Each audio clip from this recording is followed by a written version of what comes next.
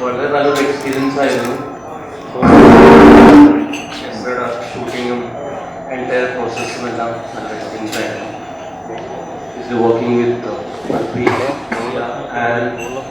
Mukesh sir on the whole ഒരു personal experience ആയിരുന്നു. Normally first time ഡയറക്ടേഴ്സിന് എന്താ സംഭവിച്ചതെന്ന് വെച്ചാൽ towards end of the shoot they will feel cornered. അതാണ് നോർമലി സംഭവിക്കുന്നത്. പക്ഷെ എന്നെ സംബന്ധിച്ചോളം ടോട്ടലി പ്രൊഡക്ഷൻ സൈഡ് ആയിക്കോട്ടെ, ഫ്രം ദ ആക്ടേഴ്സ് സൈഡ് എല്ലാവർക്കും നല്ലൊരു കോർപ്പറേഷനാണ് കിട്ടിയത്. Nothing to complaint. I'm so happy. Hope എല്ലാവർക്കും സിനിമ ഇഷ്ടപ്പെടുമെന്ന് വിശ്വസിക്കുന്നു. Thank U.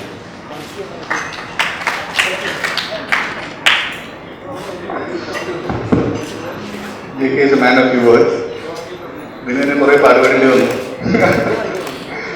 Okay, we have introduced fresh talent in front of the camera too, and Sheetal, who is playing a pivotal role in the film. He is one of the leads in the film.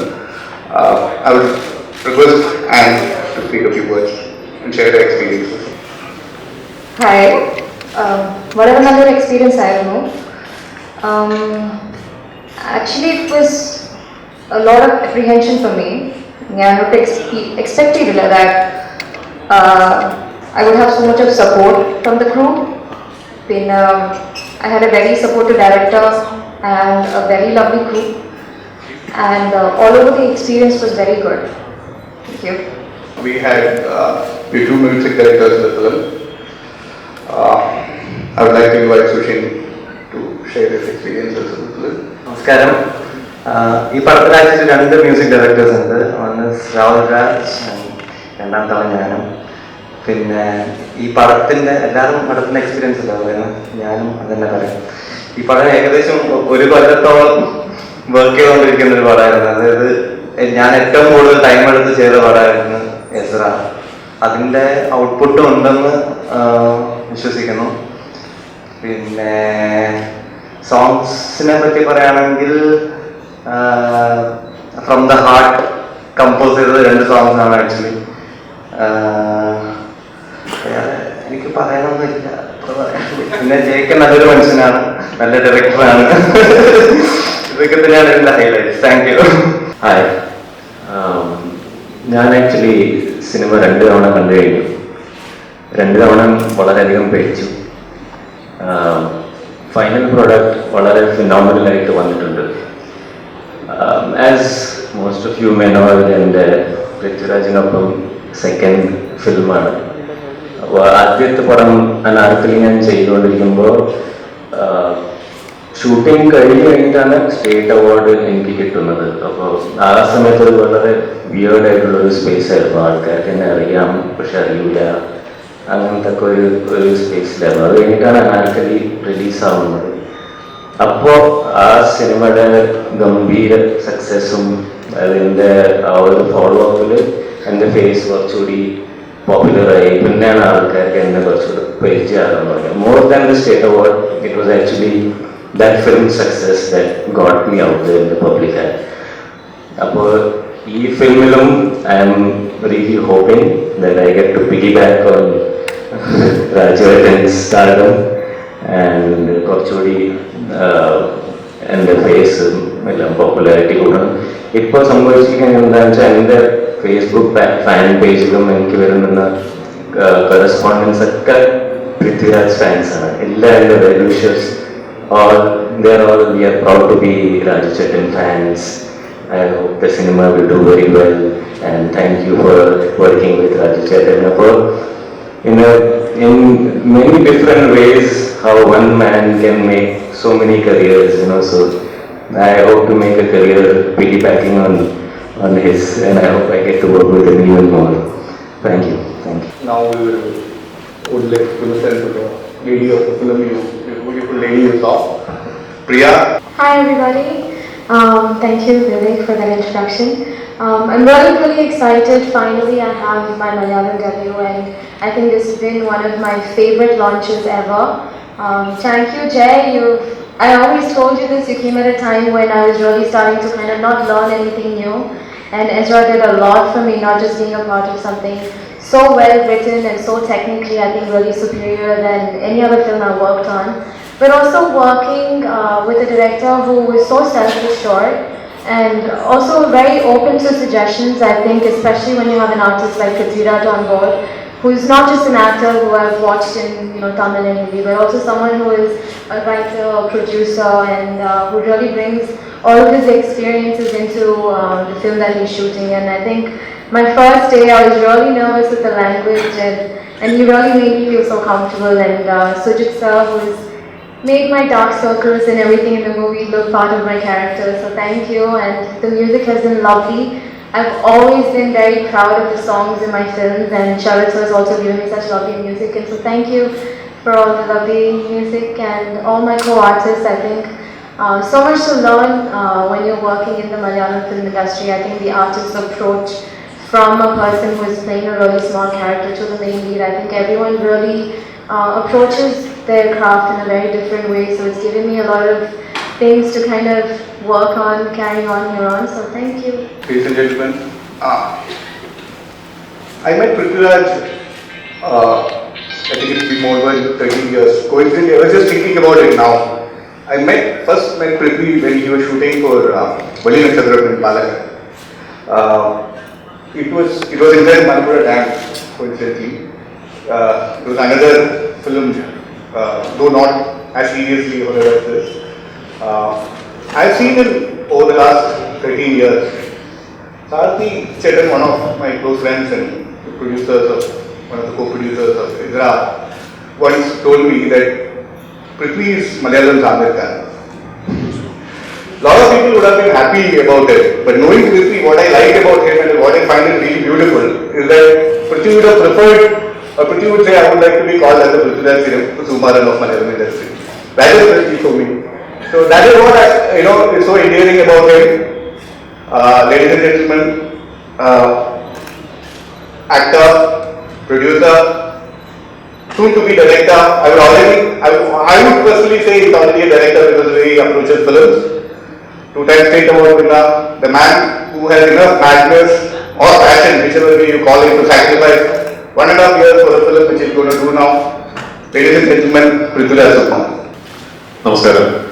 വലിയ സന്തോഷമുണ്ട്. കാരണം ഞാൻ എല്ലാ സിനിമകളും റിലീസിന് മുമ്പും ആഗ്രഹിക്കാറുണ്ട് ഇതുപോലെ മാധ്യമ സുഹൃത്തുക്കളെ ഒരു ഹോട്ടലിൽ വിളിച്ച് ഇതുപോലെ സംസാരിക്കണമെന്നും പിന്നീട് ഇന്ന് രാവിലെ മുതൽ ഓരോ ചാനലുകളും പത്രങ്ങളും മറ്റ് പ്രിന്റ് ആൻഡ് വിഷ്വൽ മീഡിയ സുഹൃത്തുക്കളോടുമുള്ള 1-on-1s നടന്നുകൊണ്ടിരിക്കുകയാണ്. നാളെ മുതൽ തന്നെ ആയിരിക്കും. ഇങ്ങനൊരു ഓർഗനൈസ്ഡ് ക്യാമ്പയിൻ മാർക്കറ്റിംഗിന് ഉണ്ടാകണം എന്ന് എപ്പോഴും ആഗ്രഹിക്കാറുണ്ട്. അത് ഈ രീതിയിൽ ആഗ്രഹിച്ച പോലെ നടക്കുന്നത് ആദ്യമായിട്ടാണ് അതിന്. So firstly thanks to E4 and Vivek for organizing this. ഞാൻ ജയകൃഷ്ണനെ പരിചയപ്പെടുന്നത് അമൽനീർത്ത് സംവിധാനം ചെയ്ത അൻവർ എന്ന സിനിമയുടെ കണ്ണിനിമങ്ങികളെ എന്ന് പറയുന്ന സോങ് ഷൂട്ട് ചെയ്യാൻ മണാലിയിൽ പോകുമ്പോഴാണ്. 2011 ആണെന്ന് തോന്നുന്നു എനിക്ക്. അപ്പൊ അന്ന് എന്നോട് അമൽ പറഞ്ഞു, മണാലിയിൽ നമുക്ക് വേണ്ട കാര്യങ്ങൾ ലൊക്കേഷൻസും എല്ലാം നമുക്ക് ശരിയാക്കി തരുന്ന എന്റെ സുഹൃത്താണ് ജയകൃഷ്ണൻ. അന്ന് ഞാൻ പരിചയപ്പെടുന്നത്. അതിനുശേഷം കുറച്ച് കാലങ്ങൾ കഴിഞ്ഞിട്ടാണ് ജയകൃഷ്ണൻ ഈ സിനിമയുടെ കഥ പറയാൻ എന്നെ കാണാൻ വരുന്നത്. അപ്പൊ ഇതിന്റെ കഥ കേട്ടപ്പോൾ ഓബിയസ്ലി എനിക്ക് ഉടനെ ഇഷ്ടപ്പെട്ടു. ഞാൻ അന്ന് ആക്ച്വലി ജയകൃഷ്ണനോട് ഞാൻ അഭിനയിക്കാം, ഇത് ഞാൻ തന്നെ പ്രൊഡ്യൂസ് ചെയ്യാം എന്ന് പറയാൻ എനിക്ക് അത്രയും കഥ ഇഷ്ടപ്പെട്ടു. പക്ഷെ അന്ന് ഞാൻ ജയകൃഷ്ണനോട് പറഞ്ഞു, ഇതെന്റെ സമയം, ഈ സിനിമ എനിക്ക് ചെയ്യാൻ പറ്റുന്ന സമയമാകുമ്പോഴത്തേക്കും കുറച്ച് കാലം കഴിയും. അപ്പോ അതിനുള്ളിൽ മറ്റാരെങ്കിലും ഇത്തരത്തിലൊരു സിനിമ ചെയ്താൽ ഒരു മോഡേൺ നിയോ നോയർ ഹൊറർ സിനിമ അല്ലെങ്കിൽ ഒരു ജൂയിഷ് ബാക്ക്ഡ്രോപ്പിൽ ഒരു കഥ പറഞ്ഞാൽ ചിലപ്പോൾ നമ്മുടെ സിനിമയുടെ വിഷയം പഴയതായി പോകുമെന്നുള്ളൊരു ഭയം ഞാനന്ന് ജയകൃഷ്ണനോട് പറഞ്ഞിരുന്നു. അന്ന് ജയകൃഷ്ണൻ പറഞ്ഞു നമുക്ക് നോക്കാം, വിൽ വെയിറ്റ് എന്ന് പറഞ്ഞു. പക്ഷെ ഭാഗ്യവശാൽ ഇന്ന് ഇപ്പൊ നമ്മൾ ഈ സിനിമയുടെ റിലീസിന് 2 ദിവസം മുമ്പ് ഇവിടെ നിൽക്കുമ്പോൾ ഈ ജോണറിൽ പെട്ടൊരു സിനിമ മലയാളത്തിൽ അടുത്ത കാലത്ത് ഉണ്ടായിട്ടില്ല. ഈ ഒരു പശ്ചാത്തലത്തിൽ പറയുന്ന സിനിമ ഇന്ത്യയിൽ തന്നെ ഉണ്ടായിട്ടില്ല. അപ്പൊ അത് വലിയ സന്തോഷമുള്ള കാര്യം. എന്നെ ഭയങ്കരമായിട്ട് അത്ഭുതപ്പെടുന്ന ഒരു വസ്തുത എന്താണെന്ന് ചോദിച്ചാൽ, ഇതിനോടകം പല റിപ്പോർട്ടുകളിലൂടെ നിങ്ങൾ അറിഞ്ഞാണ്, ഈ സിനിമയുടെ പശ്ചാത്തലം കേരളത്തിലെ ജൂത ചരിത്രമാണ്. കേരളത്തിൽ ഉണ്ടായിരുന്ന ജൂയിഷ് സെറ്റിൽമെന്റിന്റെ ഒരു ഹിസ്റ്ററിയിലാണ് ഇതിന്റെ ഒരു പ്ലോട്ടിന്റെ ക്രക്സ് ബേസ് ചെയ്തിരിക്കുന്നത്. സത്യത്തിൽ അത്തരമൊരു സിനിമയെ കുറിച്ച് ഇന്ത്യയിൽ ആർക്കെങ്കിലും ചിന്തിക്കണമെങ്കിൽ അത് കേരളത്തിൽ നിന്നുകൊണ്ട് മാത്രമേ പറ്റൂ. കാരണം എറണാകുളത്തും ചേന്നമംഗലത്തും പിന്നീട് ഒരു കുറച്ചുകൂടെ ചെറിയ രീതിയിൽ ഗോവയിലുമാണ് ഇന്ത്യയിൽ ഒരു ജൂയിഷ് സെറ്റിൽമെന്റ് ഉണ്ടായിരുന്നത് ട്രഡീഷണലി. അതിൽ ഏറ്റവും വൈബ്രന്റ് ഒരു ട്രേഡിംഗ് കമ്മ്യൂണിറ്റി ഫ്ലറിഷ് ചെയ്തിരുന്നത് കൊച്ചിയിലാണ്, കൊച്ചിയൻ ചൈനമംഗലത്താണ്. എന്നിട്ടും ഈ സിനിമയ്ക്ക് വേണ്ടി ആ ചരിത്രത്തെ കുറിച്ച് കുറച്ച് അറിഞ്ഞപ്പോഴും കുറച്ച് വായിച്ചപ്പോഴും എല്ലാം ഒരു 100 സിനിമകൾ നമുക്ക് ചിന്തിക്കാൻ കഴിയുന്ന ഒരു പശ്ചാത്തലമാണത് എന്ന് എനിക്ക് തോന്നി. പക്ഷെ എന്നിട്ടും ഒരു സിനിമ പോലും ഈ പശ്ചാത്തലത്തിൽ ഇന്ന് വരെ ഉണ്ടായില്ല എന്നുള്ളത് എന്റെയും ജയകൃഷ്ണന്റെയും ഈ പ്രൊഡ്യൂസേഴ്സിന്റെയും എസ്ര എന്ന സിനിമയുടെയും ഭാഗ്യമായിട്ട് ഞാൻ കരുതുന്നു. എന്നെ ഏറ്റവും കൂടുതൽ ഈ സിനിമ ഞാൻ ഇതിനോടൊപ്പം ഞാനൊരു 100 പ്രാവശ്യം കണ്ടിട്ടുണ്ടാവും ഈ സിനിമ. ഇപ്പൊ കാണുമ്പോഴും എന്നെ ഇങ്ങനെ എൻഗ്രോസ് ചെയ്ത് നിൽക്കുന്നത് ആ എലിമെന്റ് ആണ്. അത് ഈ സിനിമ കാണുമ്പോൾ ഒരുപാട് ഇൻഫർമേഷൻ, ഒരുപാട് കാര്യങ്ങൾ ഇതിനെക്കുറിച്ച് ഈ സിനിമയിലൂടെ നിങ്ങൾക്ക് അറിയാൻ സാധിക്കും. അത് ഭയങ്കര ഇൻട്രസ്റ്റിംഗ് ആണ് എന്ന് എനിക്ക് തോന്നുന്നു. ഈ സിനിമ പിന്നീട് എന്റെ ആസ് എൻ ആക്ടർ, ഒരു അഭിനേതാവ് എന്ന നിലയ്ക്ക് എന്റെ ഡേറ്റ്സ് ശരിയായി വന്നപ്പോൾ ആസ് എ പ്രൊഡ്യൂസർ ഞാൻ ബിസി ആയിപ്പോയി. എന്റെ വേറെ 1-2 സിനിമകൾ ഞാൻ എന്റെ നിർമ്മാണ ചുമതല നടന്നുകൊണ്ടിരിക്കുകയായിരുന്നു. അപ്പൊ അന്നത് വേറെ ആര് ചെയ്യും എന്ന് പറഞ്ഞപ്പോ ജയകൃഷ്ണൻ പറഞ്ഞു E4 എന്റർടൈൻമെന്റ് താല്പര്യം കാണിച്ചത്. അപ്പൊ എനിക്ക് ഈ ബാനറിനെ വലിയ പരിചയമില്ല. അവർ ചെയ്ത സിനിമകൾ ഞാൻ കണ്ടിട്ടുണ്ടെങ്കിലും എനിക്ക് പരിചയമുള്ളത് മിസ്റ്റർ മുകേഷ് ആർമേത്തയാണ്. അദ്ദേഹം ആക്ച്വലി ഇപ്പൊ വിവേക് പറഞ്ഞ വെള്ളി നക്ഷത്രം എന്ന് പറയുന്ന എന്റെ വിനയൻ സാർ സംവിധാനം ചെയ്ത സിനിമയിൽ അദ്ദേഹം അതിന്റെ ഭാഗമായിരുന്നു. എന്റെ ഒരുപാട് സിനിമകളിൽ അദ്ദേഹം അതിന്റെ പ്രൊഡക്ഷൻ സൈഡിൽ ഭാഗമായിട്ടുണ്ട് ഇതിനു മുമ്പ്, പ്രൊഡക്ഷൻ ആൻഡ് ഫൈനാൻസിങ് സൈഡിൽ. അപ്പൊ ഇദ്ദേഹത്തെ എനിക്കറിയാം, സിനിമയോടുള്ള സമീപനം എനിക്കറിയാം, സിനിമ എങ്ങനെ ചെയ്യണമെന്ന് ആഗ്രഹിക്കുന്ന ആളാണെന്ന് എനിക്കറിയാം. ഇദ്ദേഹത്തിന്റെ കൂടെയുള്ള മറ്റൊരു നിർമ്മാണ പങ്കാളി ശ്രീ സാരഥി, ഇതിന്റെ 3ാമത്തെ production partner mister Anoop, AVA പ്രൊഡക്ഷൻസിന് അനൂപ്, ഇവരെ 3 പേരെ എനിക്ക് ഇപ്പോൾ നന്നായിട്ട് അറിയാം. ഈ സിനിമ ഇവർ ഏറ്റെടുത്തപ്പോൾ ഞാൻ ആദ്യം ഒരു ദിവസം എന്റെ കാരവൻ ശ്രീ മുകേഷ് ആറിനൊക്കെ വന്നപ്പോൾ ഞാൻ പറഞ്ഞത്, ഇത് പേപ്പറിൽ കാണുന്നതിനേക്കാൾ ചിലവേറിയ സിനിമയാണ് എന്ന് വെച്ചാൽ ഒരു ഭയങ്കര ചിലവ് കൂടിയെന്നെല്ലാം പറഞ്ഞു. പക്ഷെ പേപ്പറിൽ വായിക്കുമ്പോൾ നമുക്ക് തോന്നുന്നതിനേക്കാൾ കോസ്റ്റ്ലിയാണ് ഈ സിനിമ. കാരണം ഈ സിനിമയുടെ എൻഡ് പ്രോഡക്റ്റ് നമുക്ക് ആഗ്രഹിക്കുന്ന പോലെ ക്രിയേറ്റ് ചെയ്യണമെങ്കിൽ ഇതിന്റെ പ്രൊഡക്ഷൻ ഡിസൈനിലേക്കും ഒക്കെ ഒരുപാട് ചിലവുണ്ടാവും എന്ന് പറഞ്ഞപ്പോൾ അന്ന് എന്നോട് പ്രോമിസ് ചെയ്തതാണ്, ഈ സിനിമയുടെ റിലീസ് ദിവസം നമുക്ക് സംസാരിക്കാം, അന്ന് ഒരു കംപ്ലൈന്റും ഈ കാര്യത്തിൽ ജയകൃഷ്ണനോ പൃഥ്വിരാജിനോ ഉണ്ടാവില്ല എന്ന് അന്ന് എന്നോട് പ്രോമിസ് ചെയ്തതാണ്. ആ കാര്യത്തിൽ I'm completely obliged to E4 entertainment. എനിക്ക് ഒരു കംപ്ലൈന്റും ഇല്ല.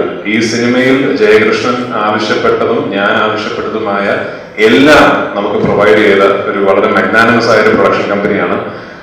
ഈ പ്രൊഡക്ഷൻ കമ്പനി മലയാളത്തിൽ നിലനിൽക്കണം എന്നുള്ളത് എന്റെ വലിയ ആഗ്രഹമാണ്. കാരണം എസ്ര പോലെ വേറിട്ട് നിൽക്കുന്ന ഒരുപാട് സിനിമകൾ ഇവരിലൂടെ നമുക്ക് ലഭിക്കാൻ സാധ്യതയുണ്ട്. E4-നോടൊപ്പം ഒരു സിനിമ കൂടി ഞാൻ ചെയ്യുന്നുണ്ട്, അതിന്റെ അനൗൺസ്മെന്റ് പിന്നീട് നമുക്ക് ചെയ്യാം. എനിവേ, എനിക്കൊന്ന് ഇന്ത്യൻ സിനിമയിലെ ഒരു ക്ലാസിക് എന്ന് വാഴ്ത്തപ്പെടുന്ന ഭാർഗവി നിലയം സംഭവിച്ച ഇൻഡസ്ട്രിയാണ് നമ്മുടേത്.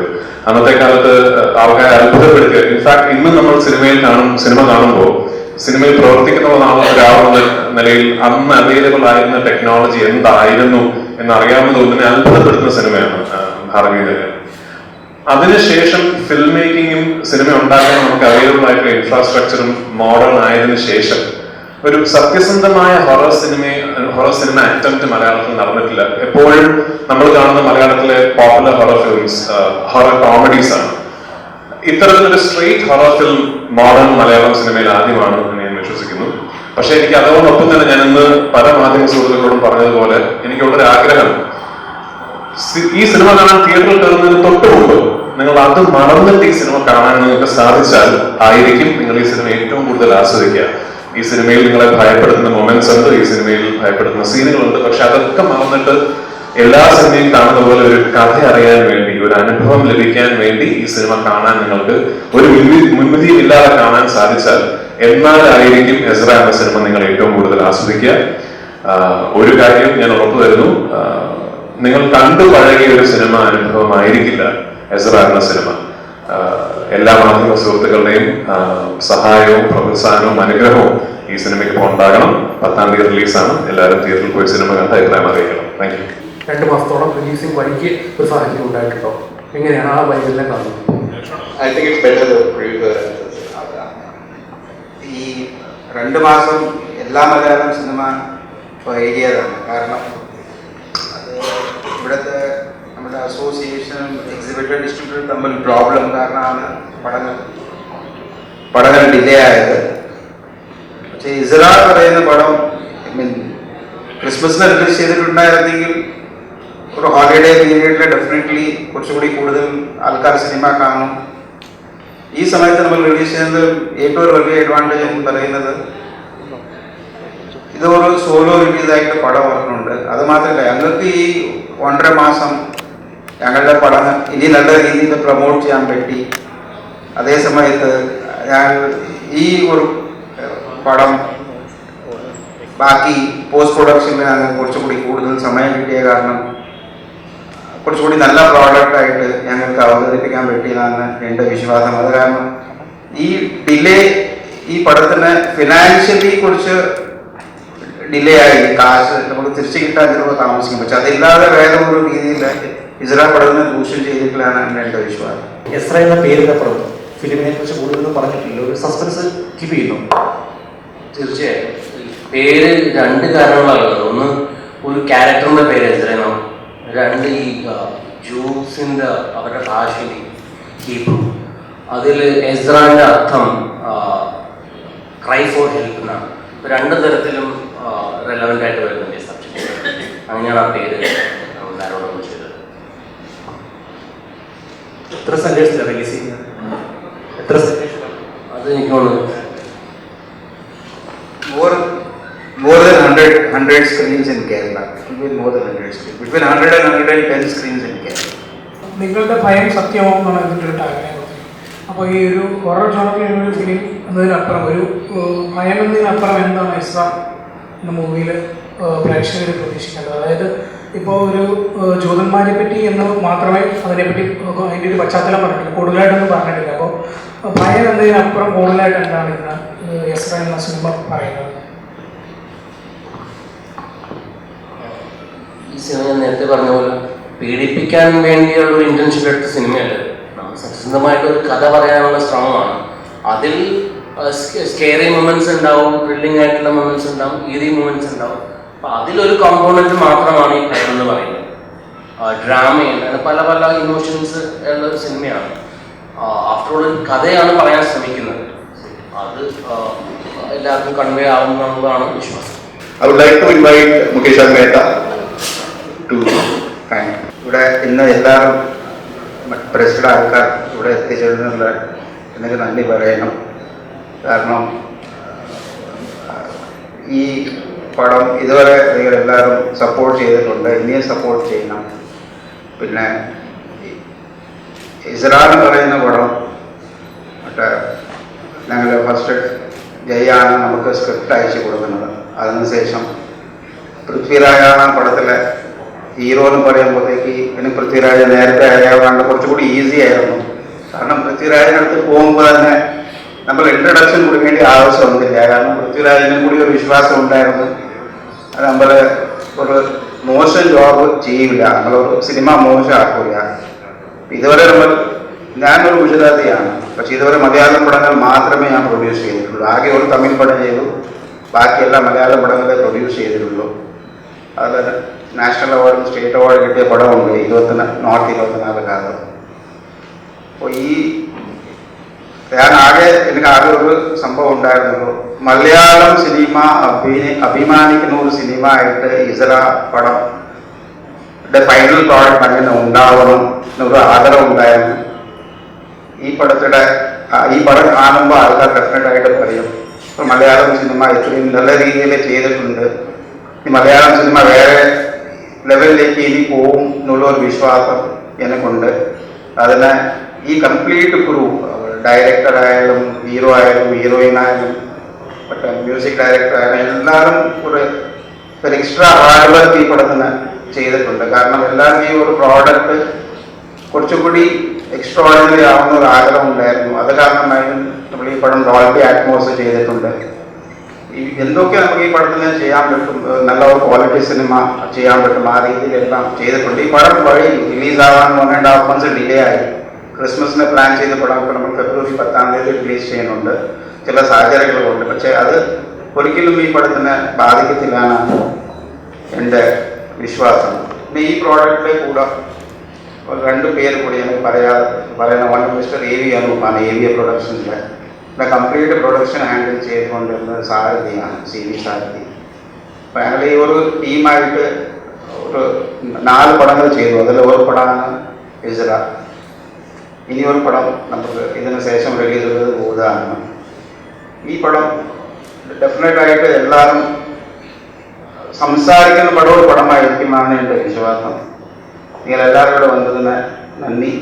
ഈ പടം നല്ല രീതിയിൽ പ്രൊമോട്ട് ചെയ്യാൻ എല്ലാവരും ആഗ്രഹിക്കുന്നു. താങ്ക്സ്.